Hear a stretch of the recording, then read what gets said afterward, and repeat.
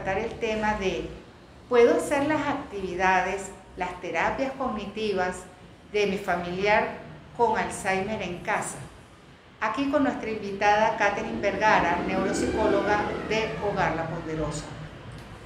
Yo ahorita no tengo tiempo de estar llevando y trayendo a mi papá, o quiero saber si yo puedo hacer las actividades, porque a lo mejor yo estoy económicamente un poco apretada.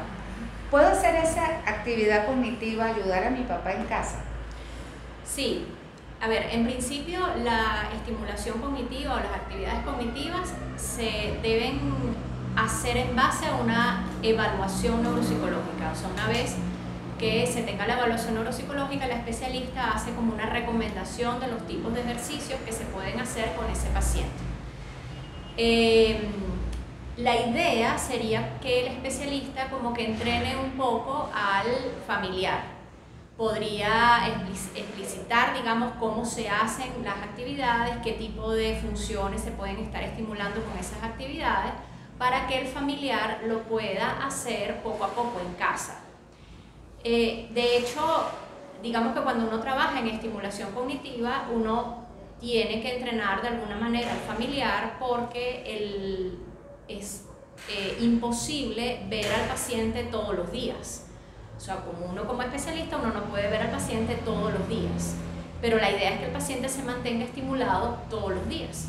Entonces uno puede verlo una vez a la semana, una vez cada 2 semanas, o depende un poco de la capacidad de la familia. Y el familiar es en casa el que hace las actividades con el paciente para que él mantenga la estimulación constante. ¿Qué hacer yo como familiar cuando quiero hacer las actividades cognitivas y el adulto mayor no quiere? No quiero. Eso es lo que te iba a decir. Si bien es cierto que el familiar puede hacerlo, hay que también tomar en cuenta que muchas veces los pacientes funcionan mucho mejor con personas externas a la familia que vayan a hacer ejercicios con él. Y en ese aspecto, pues a veces funciona que sea el neuropsicólogo o el terapeuta ocupacional que haga esas actividades con el paciente, porque se ven como un poco más obligados a hacerlo. Lo otro es que digamos que uno tiene que saber cómo presentarle los ejercicios.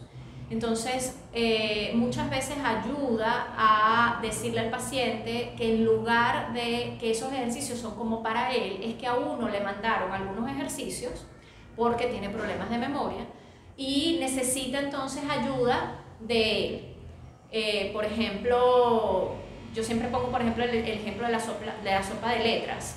Si a mí me mandaron a hacer sopa de letras, entonces yo como familiar hago 2 palabras de la sopa de letras y le digo, oye, no sé, no veo ninguna otra, ¿me puedes ayudar a ver si consigues otra? Porque la verdad que no las veo.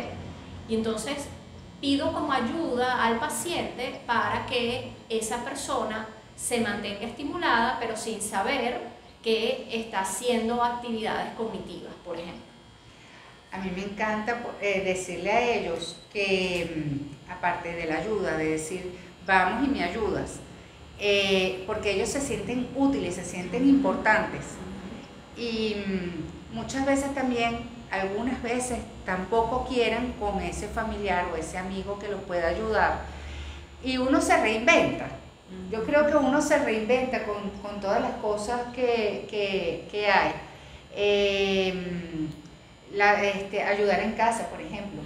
El dejar que ellos sequen los platos, los cubiertos, pongan la mesa. Son actividades que también los pueden ayudar a ellos. Claro, mantenerlos involucrados en la rutina es fundamental. Mantenerlos involucrados en la casa, en las cosas que hay que hacer, eso, pedirles ayuda en la cocina para las cosas que pueden hacer, pedirles que lo ayuden a doblar la ropa, sin esperar que sea perfecto. O sea, la ejecución no tiene que ser perfecta, lo que tienes que intentar hacerlo y que se sienta parte de la familia y que se sienta activo y útil. Y cuando vayan a guardar las cosas, que no las guardan en su lugar, quedarse calladitos y después ustedes agarran y los ponen en su lugar. pero no los regañen, porque ellos no se dan cuenta. Evitar las confrontaciones es importantísimo también a la hora de hacer los ejercicios. Insisto, más que lo hagan perfecto, es importante que lo intenten hacer. Entonces, que no sientan que, esto no te quedó perfecto, hay que volverlo a hacer. No, así no es, así no es. No, así hay que tratar de como de estimularlos a que lo hagan a su ritmo, no importa los errores que cometan, estimular esa función, esa independencia que ganan haciendo ese tipo de actividades. Aquí hay unas palabras que nunca se puede mencionar. Aquí está prohibido mencionar las palabras, es no, no puedes, nunca. Eso aquí está completamente borrado, porque es como provocarlos a una confrontación. Sí, uno tiene que medir muy bien las cosas que dice, es preferible presentar todo en forma de sugerencias, de pedir ayuda, más que una imposición, porque el problema con esas palabras es que suena a imposición, suena a regaño, y a nadie, no importa lo que uno tenga, a nadie le gusta que lo regañen. Entonces hay que saber decir y pedir las cosas para que la persona pueda mantenerse haciendo una actividad y que le sea útil a ese paciente. Para cerrar, Catherine, ¿qué es lo más recomendable que tú puedas decir en esta área? ¿Qué es lo que nos faltaría para agregar? Bueno, el cerebro se estimula mucho cuando son actividades novedosas, es decir, cuando uno puede hacer algo nuevo. En general el cerebro necesita formar nuevas redes neuronales y eso hace que sea particularmente estimulante. Lo que pasa es que con pacientes con trastornos neurocognitivos las actividades novedosas pueden resultar muy angustiantes. Entonces es preferible mantener actividades que sean conocidas por ellos, que puedan ser quizá un poco repetitivas para uno, pero que los mantengan activos. Por ejemplo, eso de ayudarlos a clasificar algunas prendas de vestir o ayudar incluso a clasificar botones. Por ejemplo, uno hace un desorden con botones y entonces vamos a clasificarlos por colores. O por tamaño. Por tamaño, sí. O hacer collares para estimular la parte visoconstructiva. Es decir, existen como demasiadas actividades que pueden ayudar a mantenerlos activos. Yo por lo menos con los señores lo que agarro es los palos chinos y los riego y les digo, selecciónamelos por colores, o le pongo una serie de colores, de diferentes colores, y le digo, házmelos iguales.